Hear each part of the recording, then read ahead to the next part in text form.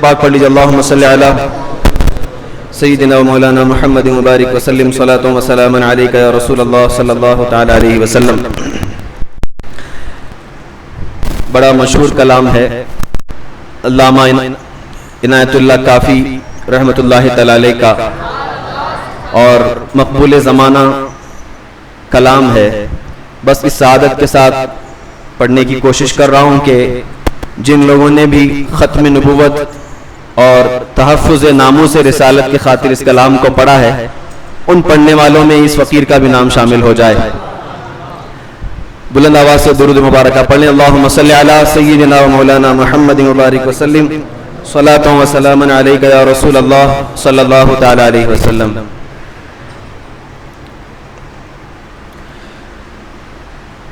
کوئی گل باقی رہے گا نہ چمن رہ جائے گا، کوئی گل باقی رہے گا نہ چمن رہ جائے گا،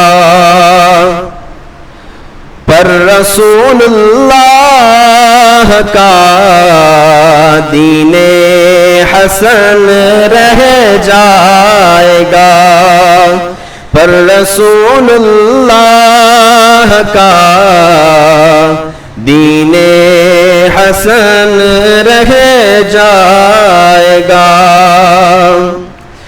اور اطلس و کم خواب کے پوشاک پہ نازاں نہ ہو تم، اطلس و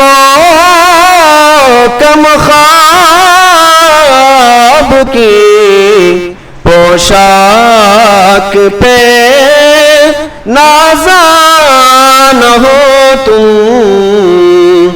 اس تنے بے جان پر خاکی کفن رہ جائے گا، اس تنے بے جان پر خاکی کفن رہ جائے گا، پر رسول اللہ کا دین حسن رہ جائے گا،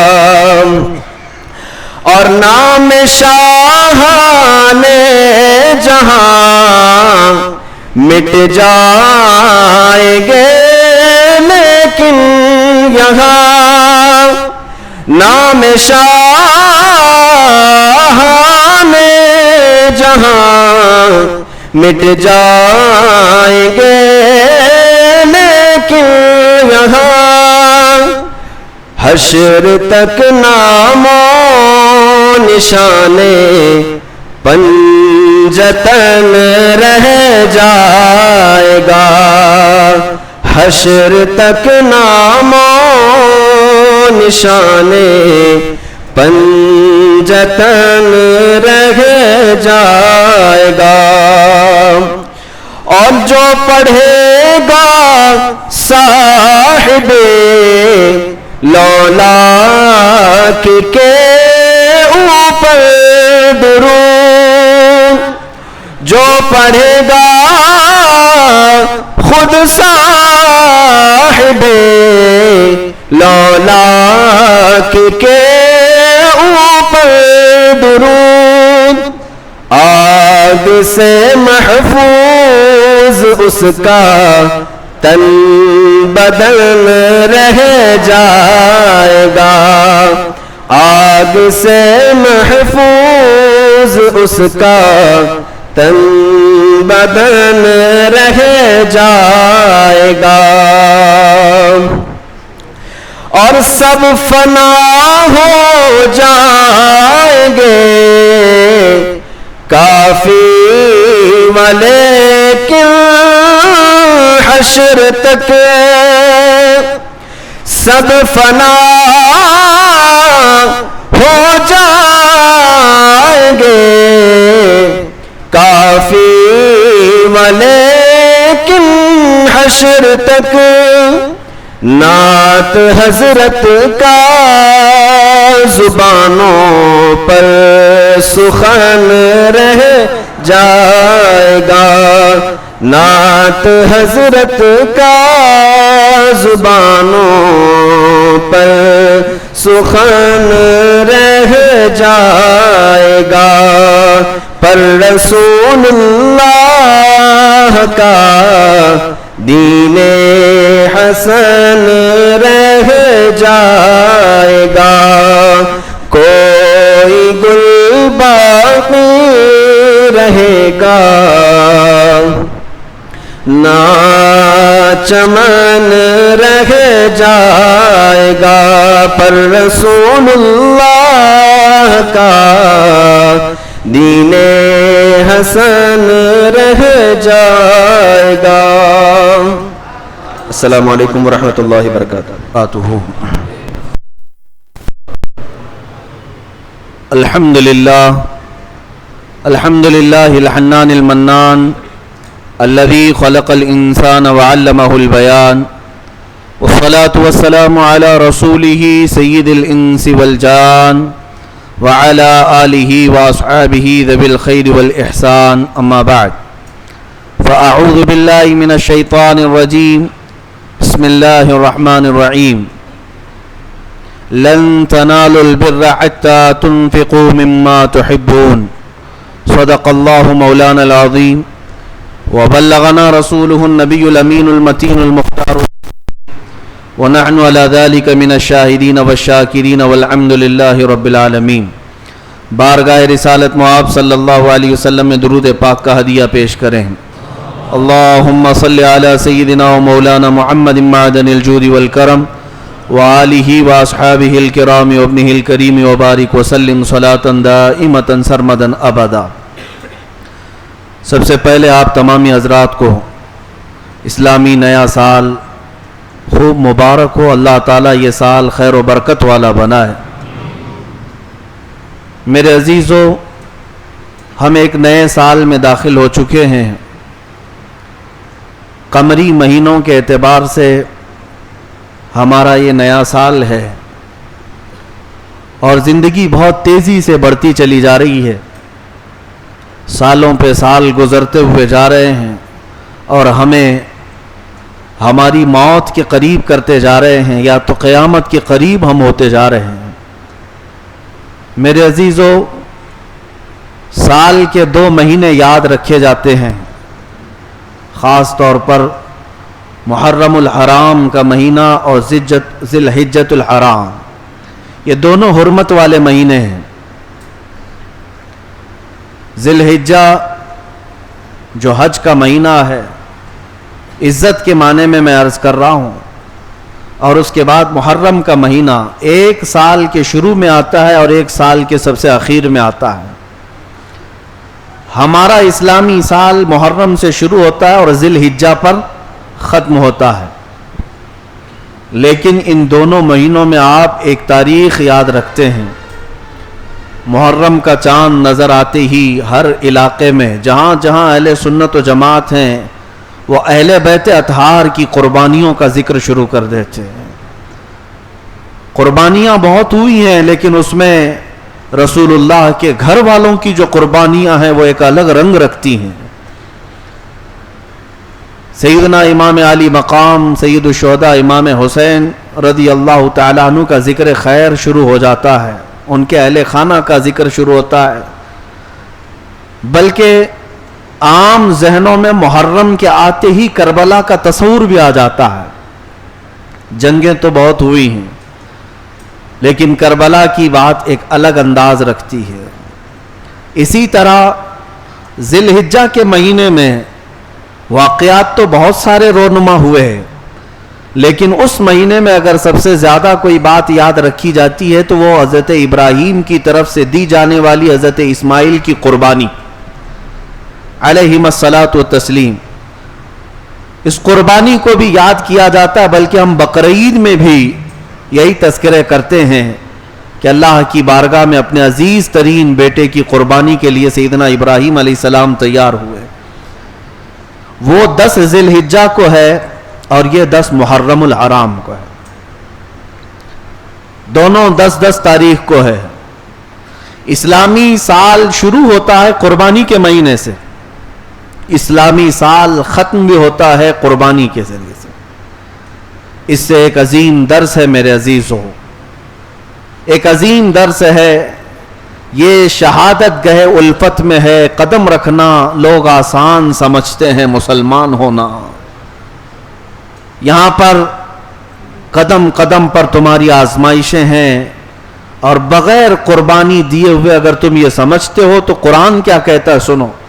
احسب الناس ان یترکوا ان یقولوا آمنا وهم لا یفتنون، 21ویں پارے کی آیت ہے. رب تعالیٰ فرماتا ہے کیا لوگ یہ گمان کر کے بیٹھے ہیں کہ ایمان لانے کے بعد انہیں چھوڑ دیا جائے گا اور انہیں آزمایا نہیں جائے گا؟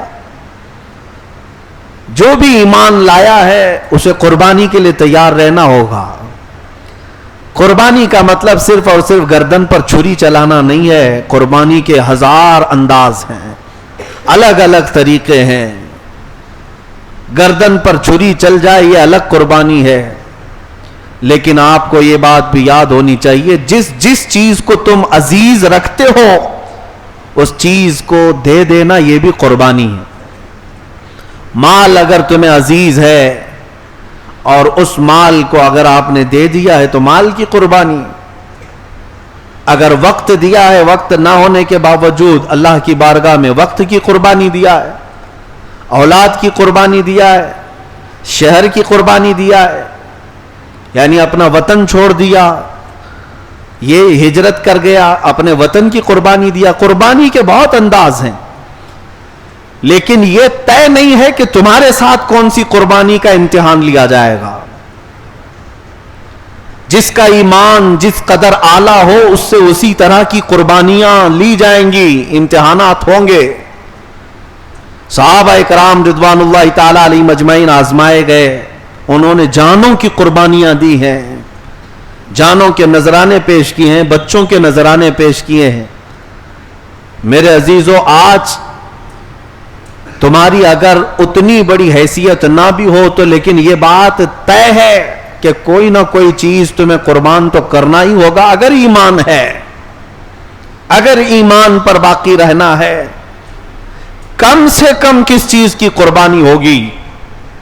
مثال کے طور پر میں آپ کو بتاؤں، ایسا زندگی میں کبھی موقع نہیں آیا کہ تمہیں اپنی گردن کی قربانی دینے پڑے. ہو سکتا ہے کبھی ایسی نوبت نہیں آئی، کبھی ایسی مٹبھیڑ نہیں ہوئی کہ تمہیں گردن کی قربانی دینے پڑے. ہو سکتا ہے نہ آیا ایسا موقع. یا یہ بھی ہو سکتا ہے کہ زندگی بھر کبھی مال کی قربانی دینے کی بھی نوبت نہیں آئی. یہ بھی ہو سکتا ہے کہ زندگی بھر کبھی اولاد کی قربانی دینے کی نوبت نہ آئے. یہ بھی ہو سکتا ہے کہ اپنے شہر وطن رشتہ داروں کی قربانی دینے کا بھی موقع نہ ملے. لیکن ایک بات طے ہے، ایک بات طے ہے، چاہے غریب ہو کہ امیر ہو، چاہے کمزور ہو کہ طاقتور ہو، ایک قربانی تو دینا ہی ہے، وہ ہے خواہشات کی قربانی. وہ اپنے خواہشات اور اپنے نفس کی قربانی. یہ ہر ایک کے ساتھ ہے، یہ پیسے والے کے ساتھ بھی ہے اور غریب آدمی کے ساتھ بھی ہے. اور اسی لیے رسول کریم صلی اللہ تعالی علیہ وسلم نے اس قربانی کو بڑا جہاد فرمایا کہ جو اپنے نفس کی قربانی دے دے اس نے بڑا جہاد کیا ہے. اور گردن کی قربانی دینے والا وہ جہاد اصغر میں شریک ہوا. اب آپ اندازہ کر سکتے ہیں میرے عزیزو کہ آپ کو قربانی تو دینا ہی ہے. اور آج کے دور میں سمجھتا ہوں سب سے زیادہ جو تمہیں قربانی کا اور اپنی کسی چیز کو پیش کرنے کا یا لٹانے کا کوئی موقع ملتا ہے تو وہ صرف اور صرف یہی ہے کہ دنیا کے ایسے عظیم چیلنجز تمہارے سامنے ہے کہ پوری دنیا مٹھی میں آ گئی ہے، گناہوں کے ڈھیر لے کر کے آئی ہے. اب تمہارا کٹھن امتحان ہے. وہ زمانہ اچھا تھا جب چھوٹی بڑی تلواریں لے کر چاہے زنگ آلود ہی کیوں نہ ہو میدان میں اتر جاتے تھے. مقابلہ آرائی ہوتی تھی اور جہاد میں شریک ہو جاتے اور اپنی گردنوں کا نذرانہ دے دیتے. ان کے ساتھ اتنے معاملات نہیں تھے جو آج ہیں. لیکن آج کے زمانے میں نہ تلواروں کی نہ چاقو چھری کی یہ جنگیں نہیں ہیں. آج جو تمہارے ساتھ سب سے بڑی جنگ لڑی جا رہی ہے وہ انٹرنیٹ کی جنگ ہے. اسی میں ساری جنگیں ہوں گی. آپ دیکھ لیں پوری دنیا ٹیکنالوجی سے ایک دوسرے کو مات دیتی ہے, ایک دوسرے کو شکست دینے کے لیے تیار ہے. اب میں اگر کہوں تو ہو سکتا ہے میری بات کا ایکشن لیا جائے, لیکن کہنا ہماری مجبوری ہے کہ دنیا میں آج کچھ بیماریاں زور زبردستی پھیلائی گئیں اور اسے یہ باور کرایا گیا کہ یہ انسانوں کے جسموں سے پھیلنے والی بیماریاں ہیں, جبکہ سائنس کا علم رکھنے والے اور بڑے بڑے ریسرچ اسکالر یہ اچھی طرح سے جانتے ہیں کہ کئی ملک ایسے ہیں آج بھی جو بایو ویپن تیار کر رہے ہیں. بایو ویپن کیا چیز ہے؟ لیبارٹری کے اندر, لیب کے اندر ٹیکنالوجی کے مدد سے وائرس تیار کرنا اور دوسری کنٹریز میں چھوڑ دینا.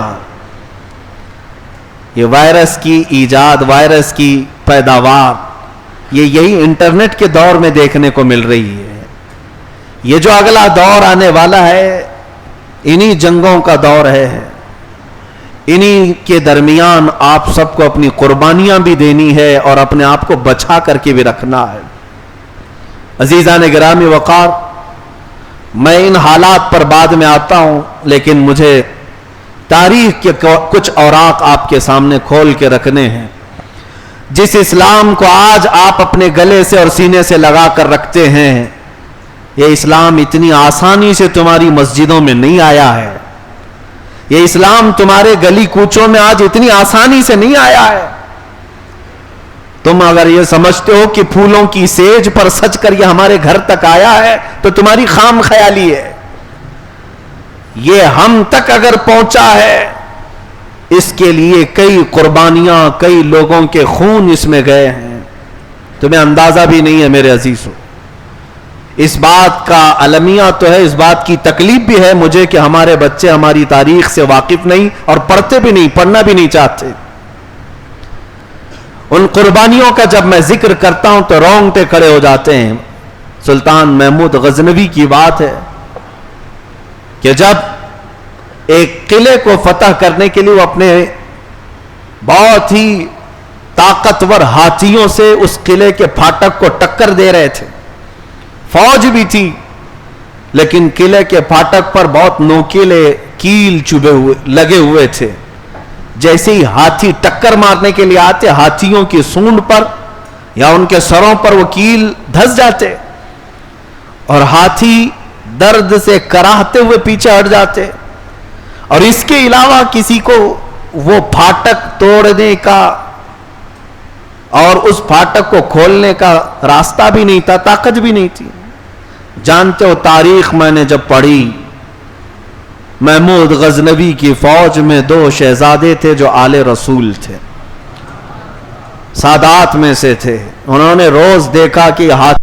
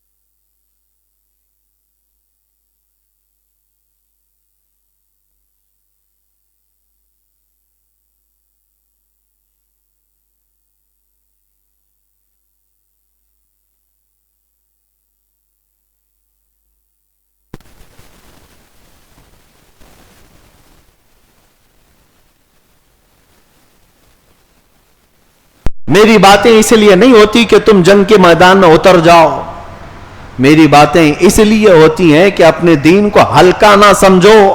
آسمان سے یا زمین سے کہیں سے بھی کوئی طوفان آئے، میرا دین حق تھا، حق ہے اور حق رہے گا. اس بات پر یقین رکھنے کے لیے ہم آپ کو ابھارتے ہیں، اس کے علاوہ اور کیا مسئلہ ہے؟ میرے عزیزوں، رسول کریم صلی اللہ تعالی علیہ وسلم کے صحابہ کی جو آزمائشیں ہوئی، کن کن معاملات پر انہوں نے قربانیاں پیش کی، مال کی بھی، اولاد کی بھی، جائیداد کی بھی، اور ساتھ ہی اپنے خواہشات کی بھی. ہر طرح کی قربانیوں کی مثالیں میں تمہارے پاس رکھ سکتا ہوں. آپ کو اندازہ ہوگا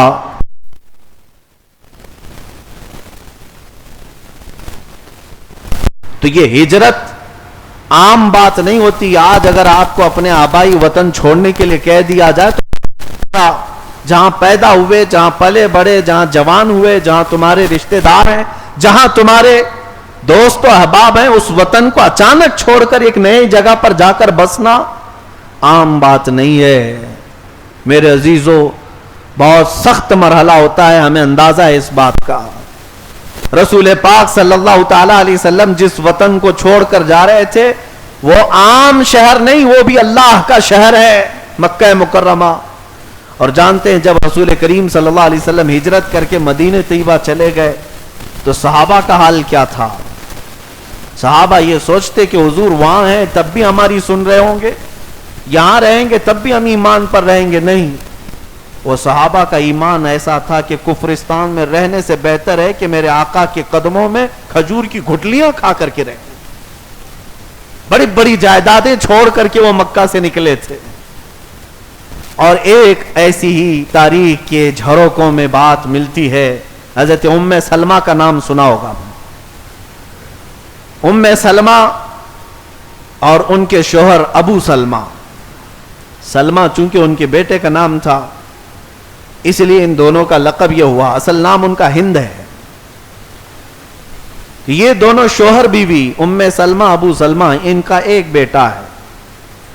اور دونوں اس وقت رسول کریم صلی اللہ تعالی علیہ وسلم کی بارگاہ میں ایمان لائے جب حضور ہجرت کر کے جا چکے تھے. شوہر اور بیوی دونوں ایمان لائے، بچہ ساتھ میں ہے. مسئلہ کسی کو ہونا ہی نہیں چاہیے، لیکن شوہر اور بیوی اور بچہ تینوں مل کر کے مکہ چھوڑ کر ہجرت کر کے جانے لگے. بات اصل یہ تھی کہ ام سلمہ کا خاندان الگ تھا، ابو سلمہ کا خاندان الگ تھا، اور دونوں کافروں کے خاندان ہیں.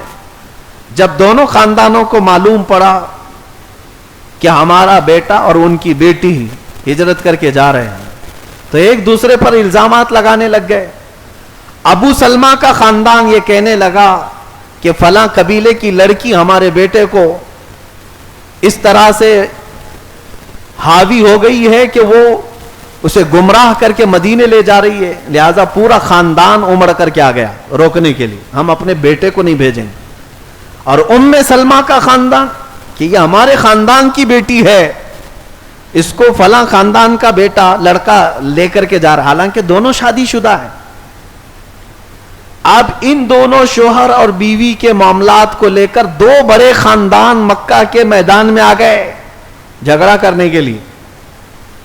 اب بات یہ ہو گئی کہ ام سلمہ اور ابو سلمہ دونوں کہنے لگے کہ ہم چاہے کوئی صورت ہو ہم مدینہ طیبہ جانے کے لیے تیار ہیں. یہ خاندان بھی چھوڑنے کو تیار ہے، وہ خاندان بھی چھوڑنے کو.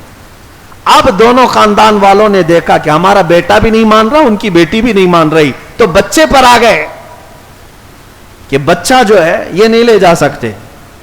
لیکن اب لے گا کون اس بچے کو؟ تو ابو سلمہ کے خاندان والے کہنے لگے بچہ باپ کا ہوتا ہے، یہ بچہ ہمیں دیا جائے. ام سلمہ کے خاندان یہ کفار و مشرکین جو عرب کے تھے، مکہ کے، یہ ہمیشہ نخوت میں، گھمنڈ اور تکبر میں مبتلا زیادہ رہا کرتے تھے، ہار ماننا ان کی عادت نہیں تھی. ام سلمہ کے خاندان والے کہنے لگے نہیں، بچہ ماں کا ہوتا ہے. 1.5 سال کا بچہ دودھ پیتا ہوا، اس کے لیے لڑنے لگے کہ ماں کا ہوتا ہے ہمیں دیا جائے. دونوں خاندان بچے کو لے کر کے لڑنے لگ گئے. اور اس کے بعد ہوا یہ کہ بچے کو اٹھایا. ابو سلمہ کے خاندان والا بھی, ام سلمہ کے خاندان والوں نے بھی اس بچے کو اتنا کھینچا کہ دونوں بچے کے ہاتھ نکل کر کے باہر آئے. خاندان والوں نے بچے کے ہاتھ اکھیڑ لیے ماں اور باپ کے سامنے. ام سلمہ کس کا نام ہے میں آج آپ کو بتاؤں. کون ہے یہ خاتون؟ اس خاتون کے سامنے 1.5 سالہ دودھ پیتا بچہ, دونوں ہاتھ جب خاندان والوں نے اکھیڑ لیے تو بچے کی کیفیت کیا ہوگی؟ ماں بلک گئی لیکن کوئی تیار نہیں ہے. اس کے باوجود بھی خاندان اس بچے پر ٹوٹ پڑے کہ بچہ ہمیں دیا جائے, ہمیں دیا جائے. چند منٹوں کے بعد دیکھا گیا تو بچے نے دم توڑ دیا. جگہ پر بچے کا انتقال ہوا. اور اس کے بعد ام سلمہ کیا کرتی سوائے اس کے کہ اپنے بچے کا غم کھائے. میرے عزیزو, یہ لمحہ کیسا ہوتا ہوگا تصور کر سکتے ہو ذرا؟ جس ماں کے سامنے اس کے 1.5 سالہ بچے کے دونوں ہاتھ اکھیڑ دیے جائیں اور پھر اسے مار دیا جائے, بچہ مر جائے, ماں کی کیفیت کیا ہوتی ہوگی؟ ابھی چند گھنٹے نہیں گزرے ہوں گے, رحم آیا. ام سلمہ کے خاندان والوں کو کہا بیٹی ہے تو ہماری بیٹی, بچہ مر گیا, چل واپس اپنے گھر. قربان جاؤ ام سلمہ پر کہتی اب میرا کوئی خاندان نہیں سوائے رسول اللہ کے. میں اگر جاؤں گی تو مدینہ طیبہ جاؤں گی میرے رسول صلی اللہ علیہ وسلم کے قدموں میں. اس بات پر جب وہ سوار ہوئی تو میرے عزیزو حالات ایسے پیش آئے کہ ان کے شوہر جو ابو سلمہ تھے ان کو بھی گرا کر ختم کر دیا. شوہر کا بھی انتقال. تنہا عورت باقی رہ گئی, نہ اس خاندان والا اب لینے کو تیار, نہ اپنا خاندان. بچہ بھی گیا, شوہر بھی گیا, لیکن ہار ماننے کو تیار نہیں. وہ کیسی صحابیہ تھی, وہ تنہا سفر کرتی کرتی کرتی مدینے کے قریب آ گئی. ایک صحابی ملے, ان سے کہا, وہ صحابی ان کی حالت کو دیکھ کر کے رونے لگے. مکہ سے ایک تنہا عورت سفر کر کے آ رہی. جب اس نے اپنے دکھڑے سنائے, اپنے بچے کا غم, تو رو پڑے. کہا رسول اللہ کے لیے تو سب کو چھوڑائی؟ کہا ہاں, بس ایک بار اس چاند جیسے چہرے کو دیکھنا, بس مجھے زندگی مدینہ طیبہ میں گزارنی. وہ تو آئی تھی, مدینے میں ایک جھونپڑی مل جائے میں یہیں رہ جاؤں گی. وہ صحابی لے کر میرے آقا کی بارگاہ میں پہنچے. کہا یا رسول اللہ, یہ ام سلمہ فلاں خاندان کی بیٹی ہے, اس کا شوہر فلاں خاندان کا, اور اس کے ساتھ یہ معاملہ پیش آیا. حضور نے پوچھا کیا ہوا؟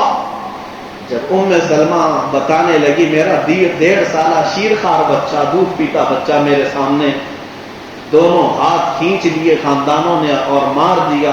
مجھے اس کا غم تھا, میرے گھر چھوٹنے کا غم تھا, ساتھ ہی راستے میں میرے شوہر کے انتقال کا غم تھا, لیکن یا رسول اللہ یہاں پہنچ کر کے سارے غم دور ہوئے. میں آپ کے دربار میں آئی, میرے مصطفیٰ کریم صلی اللہ علیہ وسلم نے ام سلمہ کو کوئی جھونپڑی نہیں دی, کوئی مکان نہیں, بلکہ ارشاد فرمایا ام سلمہ سے اللہ کا رسول نکاح فرماتا.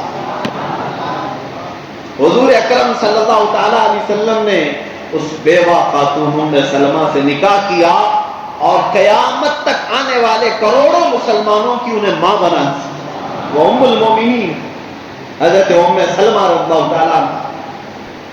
میرے عزیزوں, ازواج مطہرات کی بات آئے تو میں ہر زوجہ کے بارے میں یہ بتا سکتا ہوں کہ میرے آقا نے کیوں نکاح کیا. یہ ظالم درندے اگر دریدہ دہنی کے ساتھ اگر میرے مصطفیٰ پر انگلیاں اٹھاتے ہیں کہ 9 شادیاں ہوئی, 10 شادیاں ہوئی, تمہیں پتا ہے کہ کس کے ساتھ کس لیے نکاح کیا میرے مصطفیٰ نے؟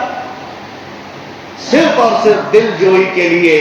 ایک وہ خاتون جو اپنے سارے خاندان چھوڑ کر آئی ہو, اپنے بچے کا غم کھا کر آئی ہو, اپنے شوہر کی جدائی برداشت کر رہی ہو, اس بیوہ خاتون کو مدینے میں آنے کے بعد اگر میرے مصطفیٰ نے اپنایا ہے تو یہ دنیا کا سب سے بڑا انصاف ہے, یہ دنیا کا سب سے بڑا عدل ہے. خیر میرا ٹاپک الگ نہ ہو جائے. 10 بیویوں پر اعتراض کرنے والوں کو چاہیے کہ پہلے 16,810 بیویوں والوں کی خبر لیں. ہاں, ہمیں پتا ہے کہ کس کی 16,000 بیویاں ہیں. میرا ٹاپک الگ نہ ہو جائے. اس پر مزید تعجب کی بات یہ ہے کہ جس کی 16,000 بیویاں ہیں وہ ایک ہی رات میں سب سے شباشی بھی کرتے ہیں. یہ بھی ہے، لاجک بھی نہیں پتا ہے، منطق سے بھی سمجھ میں نہیں آتا. ہر بیوی کے پاس ایک ایک منٹ بھی جائے تو 24 گھنٹے میں 16,000 سے زیادہ منٹ ہیں. ہاں کیلکولیشن کر کے دیکھ لیں. لیکن یہ بات مجھے آج اسے بھی عرض کرنی پڑی کہ 10 یا 9 بیویوں کے متعلق حضور کے اعتراض کرنے والے، تمہیں پتا اگر عورتوں کے ہی معاملات کی بات ہوتی، نبی پاک صلی اللہ تعالی علیہ وسلم 25 سال کی عمر میں 40 سالہ بیوہ سے نہیں شادی کر رہے ہوتے. 40 سالہ بیوہ سیدہ خدیجہ سے نکاح کیا، اور ایسا بھی نہیں کہ نکاح کر کے سال 2 سال کے بعد پھر دوسری بیویوں سے، بلکہ 25 سال تک صرف حضرت خدیجہ کے ساتھ حضور پاک نے ازدواجی زندگی گزاری. جب تک ام المومنین حضرت خدیجہ باحیات تھی میرے آقا نے کوئی دوسرا نکاح نہیں کیا.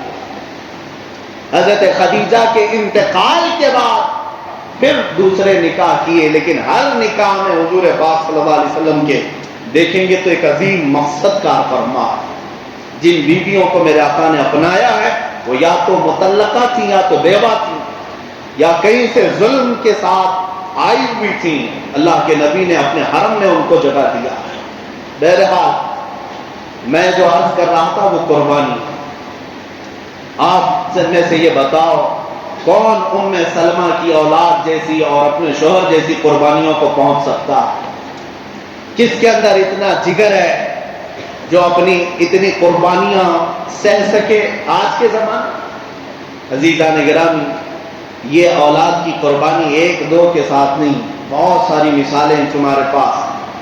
مدینے کی اس خاتون کے بارے میں آپ نے سنا ہوگا، اپنا 1-1.5 سال کا یا 2 سال کا دودھ پیتا ہوا بچہ لے کر حضور پاک صلی اللہ علیہ وسلم کے پاس آ گئی جب حضور کے صحابہ جہاد میں جا رہے تھے. کہا کہ یا رسول اللہ اس کو بھی قبول کر. کہا اس کو کیا کریں گے؟ وہ رونے لگی کہ مدینے کی ہر خاتون جس کے جوان بیٹے ہیں وہ سب آپ کے ساتھ بھیج چکی، کسی کا شوہر، کسی کا بھائی، کسی کا بیٹا آپ کے ساتھ ہے، میرے پاس کچھ نہیں سوائے اس بیٹے کے. میرا شوہر شہید ہو چکا ہے، بس یہ بیٹا میرے پاس ہے، اس کو لے آئی ہوں کہ کم سے کم یا رسول اللہ اس کو آپ قبول کر لیں. اس کا کیا ہوگا؟ وہ خاتون کہتی ہے میں جانتی ہوں میرا بیٹا تیر اور تلوار نہیں چلا سکتا، لیکن آپ مجاہد صحابہ کے ہاتھ میں دے دیں، جب دشمنوں کی طرف سے تیر چلے تو میرا بچہ ڈھال کے کام آ سکتا ہے، اس کو بچانے کے لیے استعمال کیا جا سکتا ہے. یہ وہ قربانیوں کا ذکر میں کر رہا ہوں میرے عزیزوں جو آج دل پر پتھر باندھ کر کے بھی کوئی کھڑے ہونے کو تیار نہیں. ان کی اولاد کی قربانیاں، ان کے اپنے مال و متاع کی قربانیاں. سیدنا ابوبکر صدیق رضی اللہ تعالیٰ عنہ جس طرح مال کی قربانیاں دی، حضرت عثمان غنی نے جس طرح مال کی قربانیاں دی. آج اگر آپ کے پاس حساب کرنے کا انداز ہے تو میں آپ کو بتاتا ہوں، صرف جنگ تبوک کے موقع پر حضرت عثمان غنی رضی اللہ تعالیٰ عنہ کا جو خیرات شدہ مال ہے، توجہ چاہتا ہوں، حضور پاک صلی اللہ علیہ وسلم نے جب رغبت دلائی تھی کہ کوئی ہے جو اللہ کی راہ میں دے تو حضرت عثمان غنی کھڑے ہوئے 1000 اونٹ ساز و سامان کے ساتھ. پھر حضور پاک نے دوبارہ کہا تو پھر انہوں نے 1000 اونٹ ساز و سامان کے ساتھ. پھر حضور نے پوچھا اور کوئی ہے تو تیسری بات بھی حضرت عثمان غنی 1000 اونٹ ساز و سامان کے ساتھ. آپ نے روایت سنی ہوگی، لیکن آج میں یہ بتا دوں اس کا آج کے زمانے میں اگر حساب کیا جائے کتنا انہوں نے ایک دن میں خیرات کیا تھا تو تقریباً 120 کروڑ کی مالیت ہوتی ہے. 1 ارب 20 کروڑ کی مالیت تقریباً جو انہوں نے ایک بار میرے مصطفیٰ کے فرمان پر قربان کیا تھا. میرے عزیزو 1000 روپے کی چٹھی دے کر کے لوگ ایڈورٹائز کرتے ہیں، مسجد میں 100 روپے کی نوٹ جھولی میں ڈالنا ہو تو 4 لوگوں کو دکھانا پڑتا ہے کہ ہم نے بھی دیا. لیکن وہ رسول اللہ کے جانثار صحابی جنہوں نے ایک بار میرے مصطفیٰ کریم صلی اللہ علیہ وسلم کے حکم پر کروڑوں، آج کتنے دان کرنے والے ہوں گے، لیکن لا کر کے دکھاؤ حضرت عثمان غنی کی طرح ایک وقت میں میرے آقا صلی اللہ علیہ وسلم کی ایک زبان پر اس طرح سے دی ہو۔ ابھی میں آپ کو بتاؤں، حج کے سفر میں مدینہ طیبہ کے دوران میں گزر رہا تھا، حضور کی مسجد نبوی کے قریب میں ہی جو بڑی بڑی عمارتیں بنی ہوئی، ہوٹل 14 منزلیں، ان ہوٹلوں میں آج حجاج قیام کرتے ہیں، لیکن میں آپ کو بات یہ بتا رہا ہوں، جانا تو شاید آپ کو بھی نظر آ جائے۔ باب السلام سے نکلنے کے بعد تھوڑے سے آگے کے بعد ایک بہت ہی بلند و بالا ہوٹل ہے جس پہ حجاج قیام کرتے ہیں، 14 منزلے کی کافی بڑی عمارت ہے۔ ہوٹل کا نام ہے وقف عثمان ابن عفان۔ حضرت عثمان بن عفان کے مال سے بنا ہوا ہوٹل آج بھی مدینے میں ہے، آج بھی 14 صدیاں گزر گئی، ان کے اللہ کی راہ میں دیے ہوئے اس مال کو اللہ نے آج تک ختم نہیں کیا، بلکہ وہاں کی میونسپلٹی کا خرچہ بھی حضرت عثمان غنی کے مال سے چلتا ہے۔ عزیزان گرامی، یہ مال کی قربانیاں تھیں۔ رسول کریم صلی اللہ تعالی علیہ وسلم نے جس کو جس چیز کے لیے حکم فرمایا وہ کرے۔ اب جو بات آتی ہے وہ اپنے خواہشات کی قربانی۔ مال دے دینا کبھی آسان ہوتا ہے، جان دے دینا کبھی آسان ہو جاتا ہے، لیکن اپنی خواہشات سے پیچھے ہٹنا بہت مشکل ہو جاتا ہے۔ ہاں، میں یہ بات ریپیٹ کرتا ہوں، دہراتا ہوں آپ کے سامنے، خواہشات کی قربانیاں بہت ہی اہم ہوتی ہیں۔ خواہشات میں جو آتی ہیں وہ اپنی بیویاں بھی ہیں، اولاد بھی ہے، مال بھی ہے، اپنی عادتیں بھی ہیں، یہ سب خواہشات میں آتی ہیں، لیکن ان پر بھی صحابہ کرام نے بڑی بڑی مثالیں قائم رکھی ہیں۔ آپ نے سنا ہوگا ایک صحابی جن کو عبداللہ اسود کہا جاتا ہے اور تاریخ میں ان کا نام سعد بھی ہے، رضی اللہ تعالی عنہ، حضرت سعد کالے تھے، جوان سے حضور کی بارگاہ میں آئے، کہا نکاح کرنے کی خواہش ہے لیکن کوئی بیٹی دیتا نہیں۔ نبی پاک صلی اللہ علیہ وسلم نے مدینے کے ایک انصار صحابی جو ابھی نئے اسلام میں آئے ہوئے تھے، ان کی بیٹی بڑی حسین تھی، خوبصورت تھی، حضور نے فرمایا جا ان کے گھر پیغام لے کر جا۔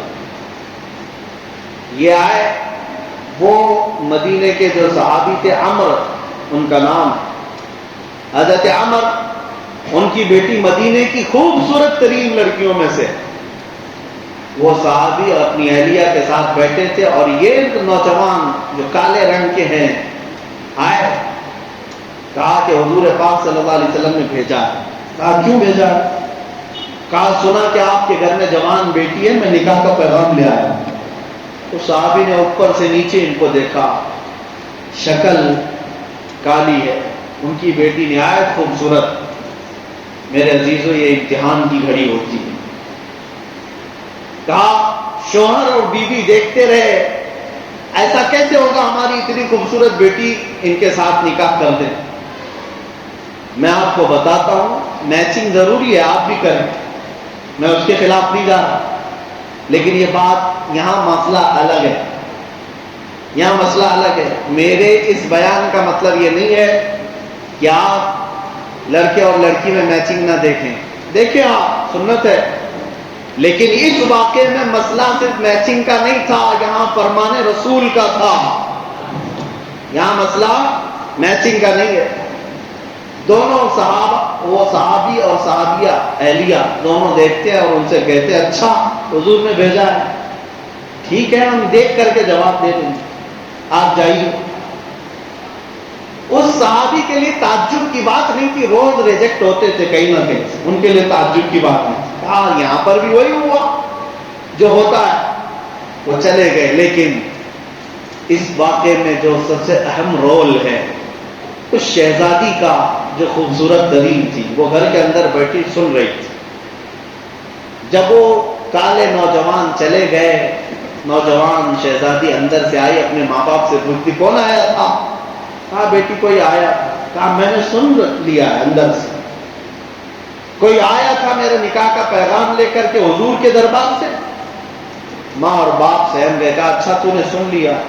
कहा मैंने सुना। आपने जवाब क्या दिया? कहा देखती नहीं बेटा, वो तेरे मैच का है, तेरे बराबर का है, उसकी शक्ल बराबर तेरे से मिलती नहीं है। कहा फिर क्या सोचा आपने? हुजूर से जाकर के बात करेंगे। वो दोशीदा, वो नौजवान शहजादी रोने लग गई। कहा मुझे अल्लाह के अजाब से डर लगता है। क्या मेरे वालिद है, मेरी वालिदा, आपने क्या किया आज आपको अंदाजा है? आपने सिर्फ आने वाले का रंग दिया देखा, भेजने वाले का रंग नहीं देखा। किसने भेजा था ये आपने नहीं देखा। कसम रब्बे जुल जलाल की, अगर रसूलुल्लाह ने उसको भेजा है तो जिंदगी भर मैं उसकी नौकरानी बनकर रहने को तैयार, इसलिए कि मेरे आका की तरफ से है। ये है ख्वाहिशात की कुर्बानी मेरे नबी के नाम पर। ख्वाहिशात की कुर्बानी। कौन सी खूबसूरत लड़की नहीं चाहती कि उसका शोहर अच्छा खासा हो, लेकिन उस लड़की के दिल से अगर ख्वाहिशात खत्म हुई तो सिर्फ रसूलुल्लाह की रजा के लिए। अब माँ और बाप दोनों ने अपनी बेटी की बात सुनी तो दौड़ते हुए मस्जिद नबवी की तरफ गए, जबकि रसूल करीम सल्लल्लाहु अलैहि वसल्लम के पास वो सहाबी पहले से जाकर सुना रहे थे कि मैं गया था, मैंने बात रखी, लेकिन उन्होंने टाल मटोल किया। अल्लाह के हबीब सल्लल्लाहु अलैहि वसल्लम अभी उनकी बात सुन रहे थे कि पीछे से दौड़ते हुए ये माँ बाप भी आ गए लड़की के। या रसूल अल्लाह माफ फरमा दें, खता हो गई, आपके फरमान पर अमल करने में ताखीर हो गई, हमारी बच्ची ने हमें बता दिया, हम माफी चाहते हैं। ऐ अल्लाह के नबी, हम राजी हैं इस पैगाम से, हम अपनी बेटी इस नौजवान को देने के लिए तैयार हैं। अल्लाह के रसूल सल्लल्लाहु अलैहि वसल्लम ने उनकी खता माफ फरमाई और मस्जिद नबवी में मेरे आका सल्लल्लाहु अलैहि वसल्लम ने निकाह का ये जश्न रखा। निकाह का मसला वहीं तय होना था, लेकिन ये वो दिन था जब अल्लाह के हबीब सल्लल्लाहु अलैहि वसल्लम को जंगे उहद के लिए रात को निकलना था, जंग में जाना था। नबी पाक सल्लल्लाहु अलैहि वसल्लम ने हज़रत अब्दुल्ला, जिनको साद कहा गया, इनके पास माल दिया। कुछ सहाबा से लेकर के हुजूर ने इनको माल दिया, कहा शादी का सामान ले ले, तुझे आज घर बसाना है, पैसे तो थे नहीं, माल था नहीं, कहा शादी का जहेज खरीद करके ला, तू अपनी बीवी को कहां रखेगा। ये खुशी खुशी गए और जहेज का सामान खरीदने के लिए बाजार में गए तो वहां एक मुनादी ऐलान कर रहा था, ऐ मुसलमानों, अल्लाह के नबी सल्लल्लाहु अलैहि वसल्लम जिहाद के लिए निकल रहे हैं, मुशरिकीन ने हमला किया है, तुम में से कौन है जो नबी पाक के शाना बशाना खड़ा हो जाए, हुजूर के साथ कौन जाने को तैयार है। यही अब्दुल्ला जो जहेज खरीदने के लिए गए थे, अब जाकर घोड़ा खरीदते और तलवार खरीद रहे हैं, भाला खरीद रहे हैं, नेजा खरीद रहे हैं, लोहे का लिबास खरीदा, पूरे के पूरे पैसे जंगी सामान में लगा दिया। आज शादी होनी है, अरे कुछ तो बचा करके रखते, जंग में जा करके वापस आऊंगा तो फिर शादी भी तो करनी है। नहीं, जंग में जा रहे हैं, ये साहबा की आदत थी, वो ये नीयत लेकर नहीं जाते कि वापस आएंगे तो ये करना है, ये नीयत लेकर के जाते कि शहादत होगी तो अल्लाह से मुलाकात करना। जंगी सामान खरीद लिया और वहीं से पहन करके आए। घोड़ा भी, वो घोड़े पर कभी बैठे नहीं, गरीब थे, घोड़े पर बैठे नहीं, यानी उनका जाती घोड़ा नहीं था, जाती घोड़ा नहीं था, साजो सामान भी उनके पास जंग के नहीं थे। आज जी भर के सब सामान खरीदा, पूरा जीरा का मतलब होता है लोहे का लिबास, टोपी भी लोहे की होती है और सीने पर भी लोहे का लिबास रहता है ताकि तलवारों का जख्म ना आने पाए, सब पहन लिया। सुबह के वक्त जब सफे लगी साहबा की, उसमें ये भी शामिल थे। और मैदान जंग में जब तबला बजा और जंग घमासान की होने लगी, नबी पाक सल्लल्लाहु अलैहि वसल्लम ऊंचे टीले से देख रहे थे। एक सहाबी को बुलाया और कहा, ये जो नौजवान दिख रहा है जीरा के साथ, लोहे की टोपी के साथ, नए घोड़े के साथ, ये कौन है? حضور نے جب پوچھا تو صحابہ اس کی تلاش میں لگ گئے. کہا ہم میں سے کوئی نہیں پہچان رہا اس کو, نیا کوئی آیا ہے, ہماری صفوں میں سے تو یہ نہیں ہے. نبی پاک صلی اللہ علیہ وسلم نے مسکرا کر کے کہا اس کی کہنیاں دیکھو, یہ کالے کالے نہیں نظر آ رہے, یہ عبداللہ اسود, یہ سعد ہے. میں اس کو اچھی طرح سے جانتا ہوں, اس کو میں نے جہیز خریدنے کے لیے پیسے دیے تھے, اس نے جنگ کا سامان خرید لیا. میرے عزیزوں, اللہ کے حبیب صلی اللہ تعالی علیہ وسلم نے مسکرایا, لیکن جنگ کا وقت کسی کے ساتھ بات کرنے کا بھی نہیں ہوتا. شام ہونے سے پہلے احد کے میدان میں پانسا پلٹ گیا تھا. آپ کو معلوم ہے تاریخ, مسلمانوں پر وہ جنگ بھاری ہو گئی تھی. اس طرح کے 70 صحابہ کی شہادت اس جنگ میں ہوئی. وہ جیتی ہوئی جنگ پھر سے شکست میں بدل گئی. اس جنگ میں جو عظیم عظیم صحابہ شہید ہوئے, شام کے وقت جب رسول کریم صلی اللہ علیہ وسلم میدان کا معائنہ کر رہے تھے تو ایک لاش عبداللہ اسود کی بھی پڑی.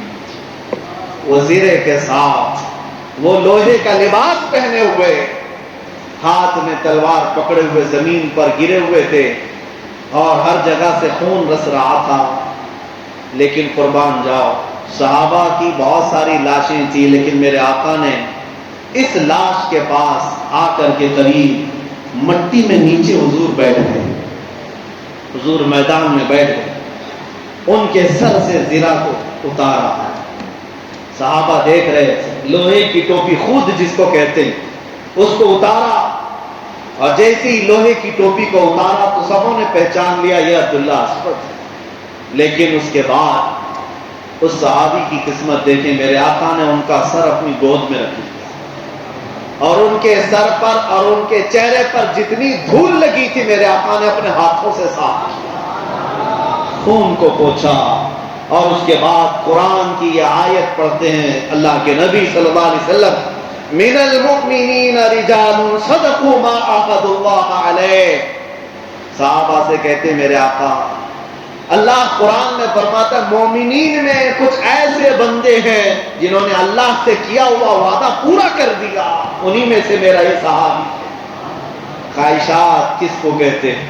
اے میرے عزیزو, شادی کرنے کی خواہش کس کی نہیں ہوتی؟ جہیز اور سجنے سورنے دولہا بننے کی خواہش کس کی نہیں ہوتی؟ لیکن خواہشات کی قربانیاں یہ بہت بڑی قربانیاں ہیں.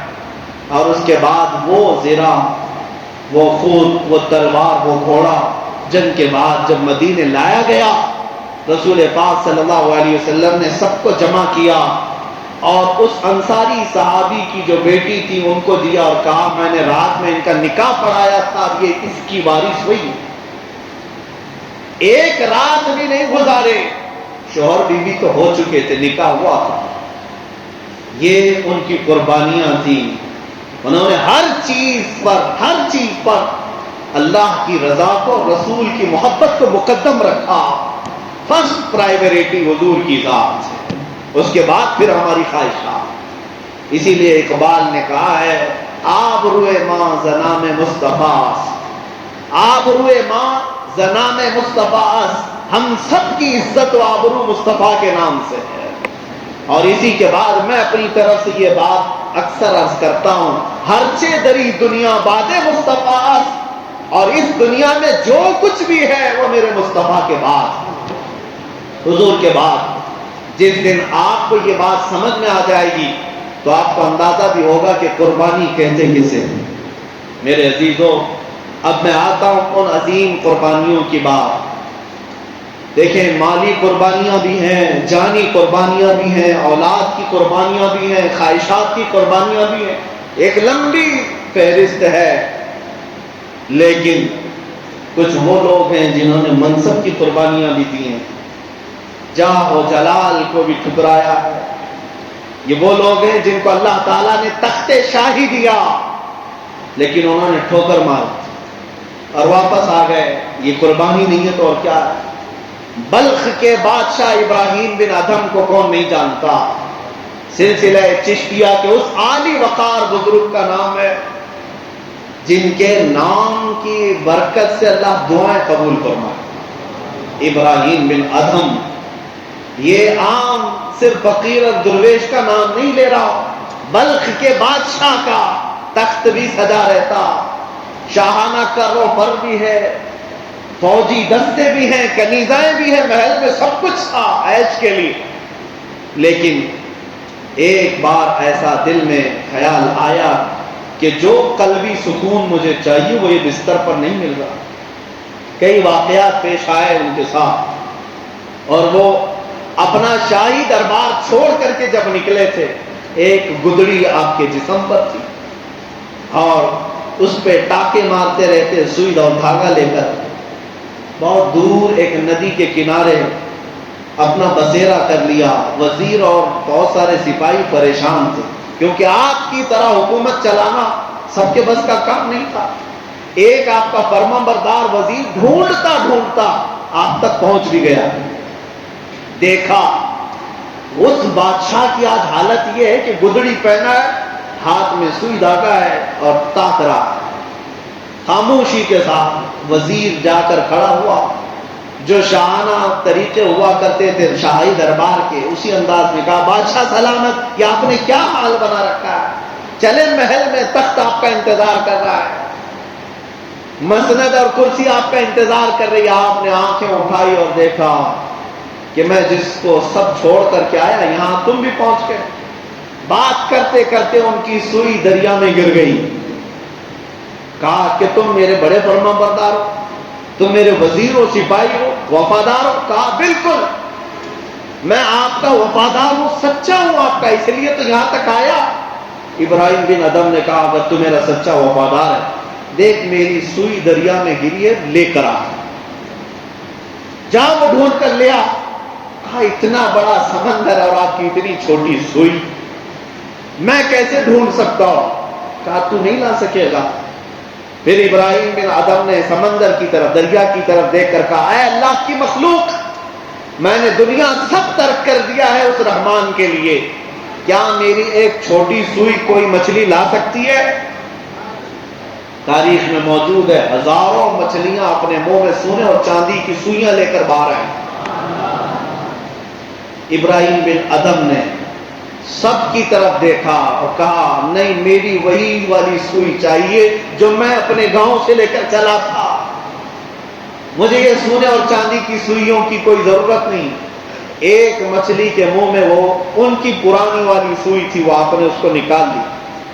میں آپ کو بتاتا ہوں. پھر ابراہیم بن ادھم نے اس وزیر کی طرف دیکھ کر کے کہا دیکھ وہ تخت اچھا تھا کہ یہ تخت اچھا ہے؟ ہم نے اللہ کے لیے کسی چیز کو چھوڑا ہے تو رب تعالیٰ نے ساری مخلوق کو ہمارا تابع بنایا. قربانی دینے کے بعد یہ مت سمجھو کہ سب لٹ جائے گا، پلس ہو کر کے ملنا اللہ کی بارگاہ. اسی لیے کہا گیا ہے میرے عزیزو، قتل حسین اصل میں مرگ یزید ہے، اسلام زندہ ہوتا ہے ہر کربلا کے بعد. اس خون حسین کو رائے گاہ نہیں جانا ہے. کربلا کے میدان میں اگر قتل ہو گیا ہے تو قربانی بہت عظیم ہے، لیکن کیا سمجھتے ہو کہ وہاں پر قربانی کے بعد سب ختم ہو گیا؟ نہیں. تاریخ آج بھی ان کفار و مشرکین اور دشمنوں کو ہر محرم پر زناٹے دار تھپڑ مارتی ہے. دیکھو یزیدی، دیکھ وہ تخت یزید پر بیٹھے ہوئے ظالم، آج دیکھ 1400 سال کے بعد بھی خون حسین آج کس طرح چمک رہا ہے. ہر علاقے سے حسین حسین کی آواز آج پھر بھی آتی ہے، لیکن ڈھونڈ کر کے دکھا کہ یزید کا بچہ یا یزید کا نام کسی گلی کوچے میں نظر آتا. اور پھر میں تو پریکٹیکل بتاؤں آپ کو، پریکٹیکل تاج اور تخت سب کچھ جس کے پاس تھا، دمشق کی سرزمین تخت تھی، اس یزید کا شاہانہ کروں پر تھا. صرف ایک حسین سے لڑنے کے لیے جس نے 22,000 کا لشکر بھیجا، سب کچھ تو وہاں تھا. لیکن آج جاؤ، آپ کو اگر میسر ہو تو ملک شام دمشق بھی چلے جانا، اور اللہ نے توفیق دی تو عراق کے کربلا میں بھی چلے جانا. دمشق جا کر کے، دمشق جا کر کے اچھے اچھوں سے پوچھ لینا. تاریخ میں ہم نے سنا ہے کہ امیر معاویہ کا بیٹا یزید نام کا ایک ظالم تھا، اور اس نے تخت بچھایا تھا. کہاں ہے اس کی قبر؟ شاید کچھ پرانے تاریخ جاننے والے لوگ آپ کو لے کر کے جائیں گے ایسی جگہ پر جہاں پورے دمشق کا کچرا پھینکا جاتا ہے، جہاں مرے ہوئے جانور ڈالے جاتے ہیں، جہاں پر آپ ناک بند کر کے کھڑے نہ ہو سکیں. اور پھر آؤ عراق کی سرزمین پر، اور پھر کسی بھی ایک مسلمان سے پوچھو، سنا ہے یہاں ایک میدان تھا کربلا کا، اور وہاں پر میرے رسول کی آل کے ٹکڑے ٹکڑے کر دیے گئے تھے. کیا وہ جسم ٹکڑے کرنے کے بعد بکھر گیا؟ نہیں، تمہیں ہر کوئی وہاں ہاتھ پکڑ کر کے لے جائے گا اور میدان میں ایسا کھڑا کرے گا میرے عزیزو، جانے کے بعد پتہ چلے گا یہاں کوئی قتل، یہاں کوئی خون، یہاں کوئی ٹکڑا نہیں. 14 صدیوں کے بعد بھی آج ایک عظیم بادشاہ کے محل کی طرح حسین کا جھنڈا لہرا رہا ہے. قربانیاں دینے کے بعد رائے گاہ نہیں جاتی، ایک بات یاد رکھے. اور ان ظالموں کو بھی میں دعوت دیتا ہوں، تم اگر ہمارے خون کے پیاسے ہو تو لے لو یہ خون، اگر تم ہماری جان کے پیاسے ہو تو لے لو یہ جان. جس دن چاہتے ہو پھانسی پر چڑھنے کے لیے، ابھی آپ کے سامنے مولانا نعت پڑھ رہے تھے نظمی میاں رحمت اللہ علیہ کی، انہوں نے بھی یہ کہا ہے عشق گر جرم ہے تو سزا دی جائے. ہمارا جرم کیا ہے؟ حضور سے بے پناہ عشق کرتے ہیں، محبت کرتے ہیں، یہی تو درد ہے دنیا کو. میں یہی کہتا ہوں، دعوت دیتا ہوں، عشق گر جرم ہے تو سزا دی جائے، پر شرط یہ ہے کہ یہ در محبوب پر دی جائے. بس اتنی ہے خواہش، تو اتنی ہے. اور اگر آج کے زمانے میں میں کہوں حضور کے دربار پر اگر ہمیں موت کی سزا نہ بھی دی جائے تو یقین اتنا ہے کہ تم جس تختہ دار پر بھی چڑھاؤ گے، پھانسی کا پھندا تم بعد میں لگاؤ گے، چہرہ مصطفیٰ پہلے ہم دیکھیں گے، دیدار ہم کریں. اتنا یقین لے کر کے ہم چلتے ہیں. میرے عزیزو، قربانیاں رائے گاہ نہیں جاتی، ضائع نہیں ہوتی. اتنی بات یاد رکھو، ڈرو نہ کسی بات سے. نہ تمہارے مال کی قربانی دینے سے گھٹتا ہے مال، کبھی نہیں. یہ یاد رکھو، اللہ کا وعدہ ہے، برحق ہے. تم اگر مال کی قربانی دیے ہو تو کبھی مال کم نہیں ہونا ہے. اور اگر جان کی قربانی دی ہے تو یہ بھی یاد رکھو کہ جان کی قربانی بہت سارے رنگ لے آتی ہے، بہت سارے رنگ لے آتی ہے. ایک بات کی طرف میں آپ کو لے چلتا ہوں. چلو کوئی قربانی کی بات نہیں، نہ مال کی نہ جان کی. بیٹھتے ہیں گھر میں، سارے کنوار سارے دروازے بند کر بیٹھتے ہیں، صرف پکائیں گے، کھائیں گے اور سوئیں گے. مجھے بتاؤ کب تک جئیں گے؟ 80 سال 90 سال؟ ارے زیادہ بیٹھو گے تو بڑی بیماریاں لگیں گی. زیادہ آرام سے رہنے والوں کو ہم نے بڑے بڑے بھیانک بیماریوں میں مبتلا دیکھا ہے. کہاں کہاں سے آتی ہیں پتہ ہی نہیں چلتا. اور اس کے بعد بھی تو مرنا ہی ہے. سارے دروازے بند رکھو، ساری کھڑکیاں بند رکھو، پورے جسم کو سینیٹائزر کر لو، ماسک بھی پہن لو، لیکن کوئی ماسک، کوئی سینیٹائزر، کوئی کھڑکی کا دروازہ ملک الموت کو نہیں روک سکتا. اتنی بات طے ہے، سب کو پتا ہے. ملک الموت کو کھڑکی اور دروازہ کھول کے آنے کی ضرورت نہیں پیش آتی. میرے عزیزو، ماں کے پیٹ میں جو بچے زندہ ہیں، 9 مہینے سے پہلے اگر ان کے دنیا میں آنا نہ لکھا گیا ہو، ملک الموت پیٹ کے اندر سے بھی بچے کی روح نکالتے. کیا مرے ہوئے بچے نہیں پیدا ہوتے؟ اگر اس بچے کو دنیا میں زندہ رہنا نہ لکھا گیا ہو، وہ ماں کے پیٹ کے اندر سے بھی روح کو قبض کرتے ہیں. یہ تو کوئی مسئلہ نہیں. لیکن اب میں یہ بات عرض کر رہا ہوں، جب مرنا ہی ہے تو ایڑیاں رگڑ رگڑ کر کے مرنے سے تو بہتر ہے کہ اللہ اس کے رسول کا نام بلند کر کے دنیا سے جائے. اور تمنا یہ کیوں نہ رکھیں کہ اللہ تعالی ہمیں شہادت کی موت عطا فرمائے، شہادت کی موت عطا فرمائے. میرے عزیزو، ہم 10 روزہ یہاں پر اجلاس کیا کرتے تھے، وہ تاریخ مجھے یاد ہے. اور وہ سما یقیناً وہ کولپیٹ اور مومن محلے کی ہی شان ہے، جو یاد حسین سے بھر جاتا تھا. آج میں محرم کی ہی تاریخ ہے، لیکن صرف ایک دن کے لیے آپ کے ہاں حاضر آیا. کوئی زیادہ ٹینشن بھی نہ لے لیں ہبلی کے، اس لیے کہ بہت سارے ہمارے رشتہ دار وہ ٹینشن میں آ جاتے ہیں. 3 مہینے پہلے 1 مہینے کے لیے یہاں آ گیا تھا, اب محرم آ گیا تو پھر 10 دن کے لیے آ گیا ہو. نہیں, صرف آج 1 دن کے لیے آیا ہوں. یہ اس لیے بھی اعلان کر رہا ہوں کہ کمری پیٹ والے, انڈی پمپ والے سارے لوگ سکون سے رہے, کوئی ٹینشن نہ لیں. لیکن آج 1 دن میں ہی یہ جو یاد حسین کی ایک جھلکی میں دے کر جانا چاہتا ہوں, تاکہ اگر موقع رہا, اللہ نے زندگی باقی رہی, تو عاشورہ کے دن اگر حاضری ہو گئی تو شہادت کی بات بھی ضرور عرض کروں گا انشاءاللہ. امام عالی مقام سید الشہداء کی قربانیوں کی بات کرتا ہوں. میں نے قربانی کے ٹاپک پر آپ سے کلام کیا آج. صحابہ کی قربانیاں, میرے آقا صلی اللہ تعالیٰ علیہ وسلم کے عظیم جانثاروں کی قربانی.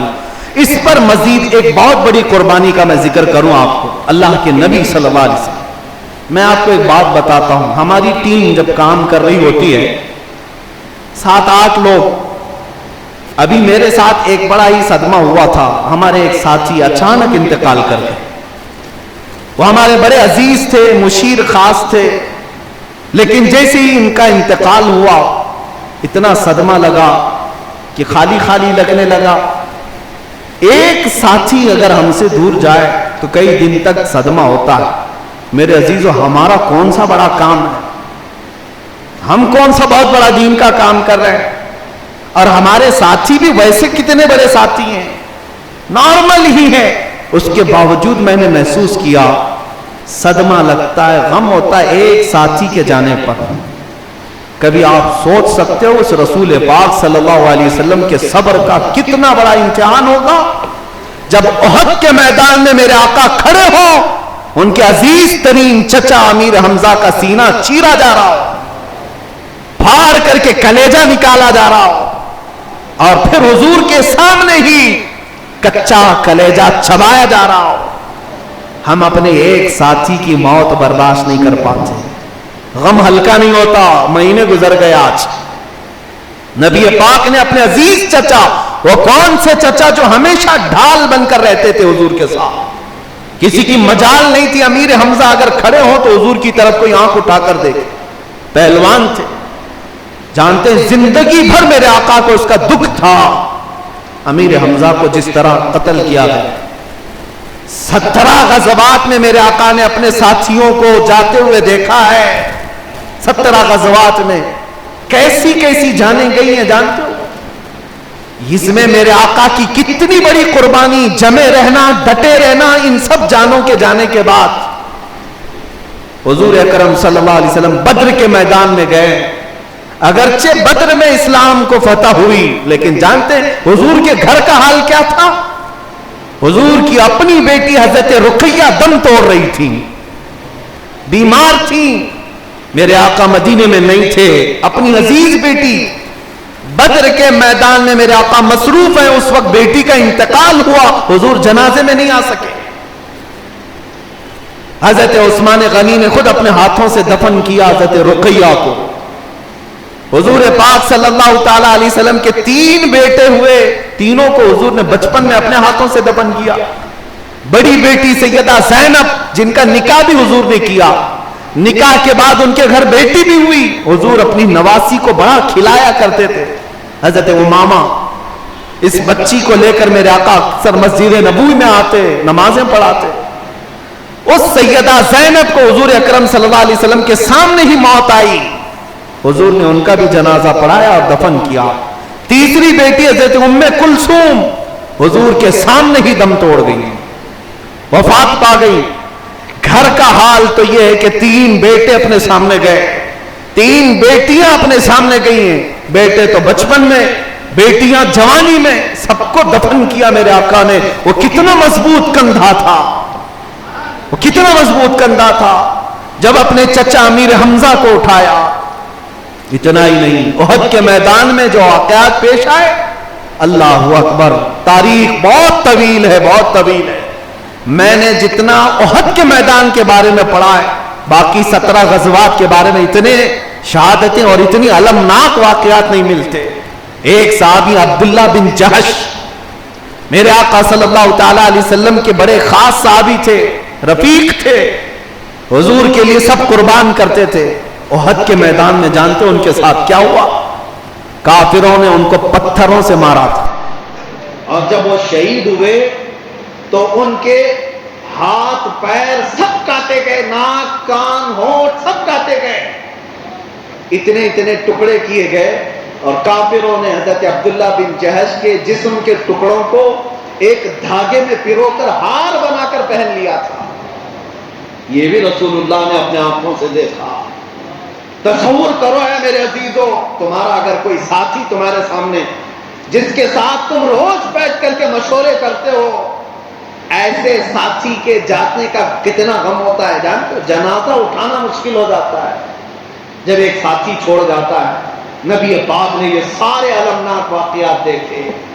سعد ابن ربی احد کے میدان، میرے آقا ان کو اکثر پوچھتے تھے، کہاں ہے سعد؟ تھوڑی تھوڑی دیر پر حضور پوچھتے تھے.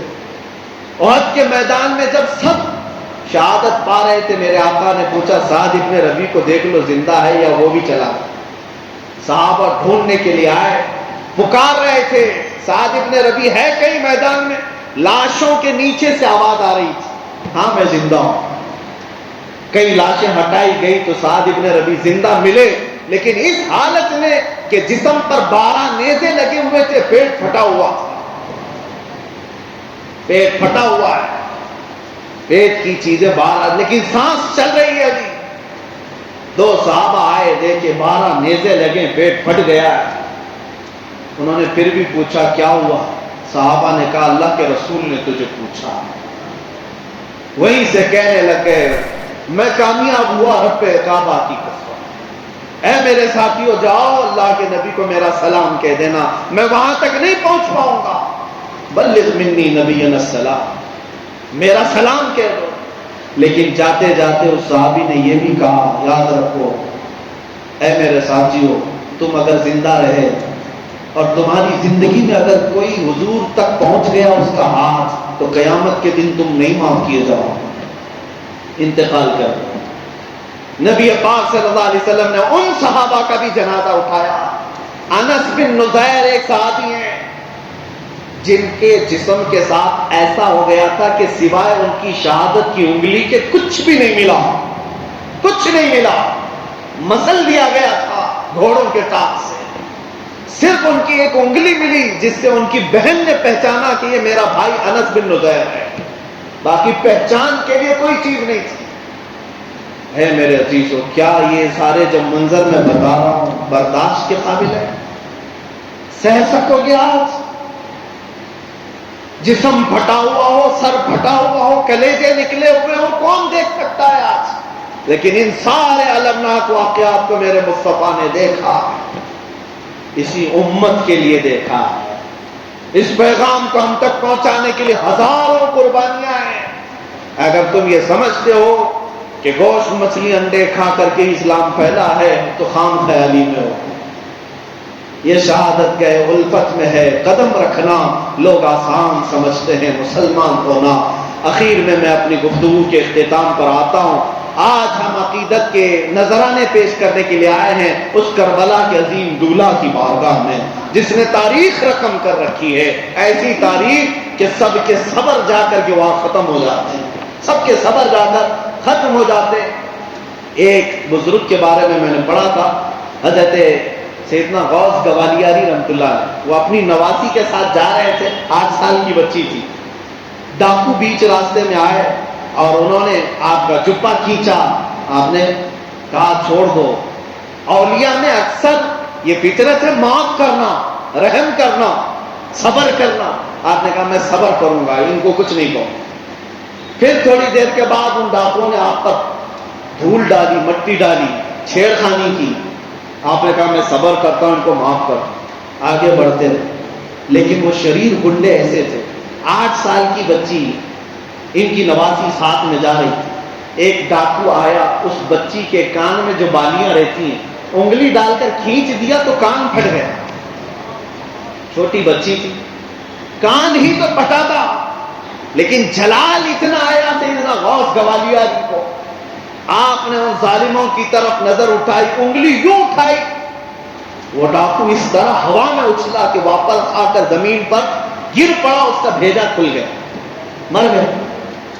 ساتھ میں آپ کے ایک اور بزرگ تھے, انہوں نے پوچھا غوث گوالیاری سے, آپ تو کہہ رہے تھے آپ صبر کر رہے ہیں, آپ تو کہہ رہے تھے آپ معاف کر رہے ہیں. تب ان کی آنکھوں سے آنسو آئے, کہا سن لو ایک تاریخ بتا جاتا ہوں, اپنے بچوں کے درد پر صبر کرنا صرف حسین کا کام, وہاں کوئی نہیں پہنچ پائے گا. یہ سید الشہداء, ہم اپنی بچی کے کان پھٹنے کو برداشت نہیں کر پاتے, اس مولا حسین نے 6 ماہ کے علی اصغر کے گلے میں تیر چبھتے ہوئے بھی دیکھا ہے. پیاس کے لیے تڑپتا ہوا وہ بچہ جب حلق پر تیر چلا گیا ہو اور خون نکل کر کے باپ کے چہرے پر آتا ہو, کیا کیفیت ہو سکتی ہے سوچ سکتے ہو, تصور میں لا سکتے ہو؟ جب جوان بیٹے بار بار اجازت مانگ کر کے میدان میں جاتے ہوں, چاہے وہ امام قاسم ہو چاہے وہ علی اکبر ہو, بھیجنے کے لیے کتنا بڑا دل چاہیے.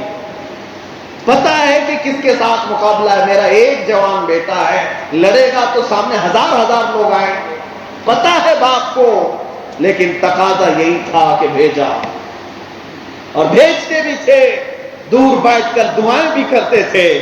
لیکن جب جوان بیٹے آخری دم پر آ جاتے ہیں, تیروں سے زخمی ہو کر گرتے, تو اپنے باپ کو چاچا کو پکارتے. یہی 60 سالہ عمر میں حسین اعظم, یہی 55-56 سال کی عمر تھی اس وقت, جب جاتے اور کندھے پر اسی جوان کو اٹھا کر خیمے میں لاتے. کتنے لاشیں لائے آپ جانتے؟ حضرت عباس علمبردار کو اٹھایا, امام قاسم کو اٹھایا, علی اکبر کو اٹھایا, حبیب ابن مظاہر کو اٹھایا, مسلم بن اوسدہ اوسدی کو اٹھایا, حر بن رباح کو اٹھایا. 1-2 نہیں, سب کو اٹھا کر تنہا لاتے تھے, خیمے کے پاس لائے. ایک بار اگر حادثہ ہو جاتا ہے نا کہیں, ایک گاڑی کسی میں ایکسیڈنٹ ہو کر 2-3 لوگ ایک ساتھ مر جائیں, پھر جنازے کا حال دیکھنا, شہر ٹوٹ پڑتا ہے. کیا ہوتا ہے کہ نہیں ہوتا؟ کبھی اگر ایسا ایکسیڈنٹ ہو گیا 2-3 لوگ ایک ساتھ انتقال کر گئے, ان جنازوں میں بھیڑ امڑ پڑتی ہے, اور ہر ایک کی زبان پر یہ ہوتا ہے بہت برا حادثہ ہوا, بہت برا حادثہ ہوا. یہاں پورا شہر ایک حادثے کو دیکھنے کے لیے آ جاتا ہے. کربلا کے میدان میں ان بڑے بڑے حادثوں کو دیکھنے کے لیے سوائے حسین کے کوئی نہیں تھا. بڑے بڑے حادثوں کو دیکھنے کے لیے اٹھاتے تھے اپنے کندھوں پر اور لے کر کے آتے خیمے کے بعد. دفن کرنے تک کا بھی وقت نہیں تھا, پھر دوسرے کو بھیج دینا پڑتا. میرے عزیزو, کس کس کی قربانیاں وہاں حسین اعظم نے نہیں دیکھی. وہ کیسا وقت تھا, وہ کیسا سما تھا. محرم کی یہ یادیں آتی ہیں تو رونگٹے کھڑے ہو جاتے ہیں.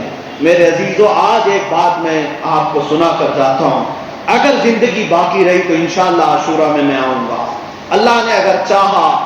لیکن ایک بات میں ضرور کہوں گا, کربلا کی داستانیں خون حسین کو ہم صرف رلانے کے لیے نہیں بیان کرتے کہ تم رو کر کے یہاں سے جاؤ, آنکھیں بھیگو کر کے چلے جاؤ, اور ہم بھی اپنے جذبات میں بول کر کے صرف رونا اور رلانا نہیں چاہتے, بلکہ اس خون کا حق ادا کرنا آج ہم سب پر فرض ہے, ہم سب پر فرض ہے. کربلا کی داستان رونے کے لیے نہیں سنائی جاتی, کربلا کی داستان اس دلوں کے دل سے خوف نکال کر کے انہیں جوان مرد شیر بنانے کے لیے سنائی جاتی. اس لیے سنائی جاتی ہے کہ ہمارا ہر بچہ حیدر کرار کے اس عظیم بیٹے کی طرح ان کا غلام بن کر کے میدان میں کھڑا رہے. کربلا کے واقعات اس بار بھی سننا اگر آپ کو نصیب ہو, کسی بھی عالم اہل سنت سے ضرور سنیں, اور اس کے بعد صرف رو کر کے بند نہ کریں, بلکہ یہ طے کر کے اٹھیں کہ حسین اعظم کے خون کا ایک قطرہ بھی جو زمین پر گرا ہے وہ ہم سب کو بیدار کرنے کے لیے گرا ہے, ہم سب کو سینچنے کے لیے گرا ہے. اور میں محسوس کرتا ہوں دنیا بھر کی مسجدوں کی اذانوں میں اور ان کے میناروں میں, یہ مسجدوں میں جو آج رنگ و روغن ہے, جو رونق ہے, یہ خون حسین کی بازیابی ہے, حسین اعظم کی قربانی کا یہ رنگ ہے میرے عزیزو. اس لیے اس کو ہم بار بار یاد کرتے ہیں اور اپنے بچوں کو حسینی بنانا چاہتے ہیں. یاد رکھو, آج پھر سے یزیدی دور آیا ہے, فتنے ویسی ہیں, اور ایک نہیں 100 یزید آئے. 100 یزید آئے ہیں، لیکن ہر محلہ، ہر علاقہ، ہر شہر، ہر بستی حسین کو ڈھونڈ رہی ہے۔ کوئی غلام حسین کھڑا ہو جائے اور ان یزیدیوں کا قلعہ پاش کر رکھے۔ اس لیے اے بچوں، آج کے زمانے میں تمہارا صرف اور صرف اتنا جذبہ ہو، جیوں گا تو حق مذہب کے ساتھ، اسلام کے ساتھ جیوں گا، اور میرے نبی پاک صلی اللہ علیہ وسلم کے دین کے ساتھ کوئی کمپرومائز نہیں کروں گا۔ حسین اعظم نے جس دین کو سینچنے کے لیے خون دیا ہے، اس دین کی آبیاری کے لیے میں اپنے خون کے آخری قطرے تک لڑتا رہوں گا انشاءاللہ، میں لڑتا رہوں گا انشاءاللہ۔ ظالموں کی طاقت، ظالموں کے تخت، ظالموں کے پیسے آج مجھے روک نہیں سکیں گے انشاءاللہ۔ میں بھی یہاں عہد کر کے اٹھتا ہوں اس بات کو لے کر کے، تمہاری حکومتیں ہوں گی بہت بڑی بڑی، تمہاری طاقتیں ہوں گی بہت بڑی بڑی، ہو سکتا ہے تمہارے پاس جال بچھا ہو، فوج کا، پولیس کا، ڈپارٹمنٹ کا، سب کچھ ہوگا۔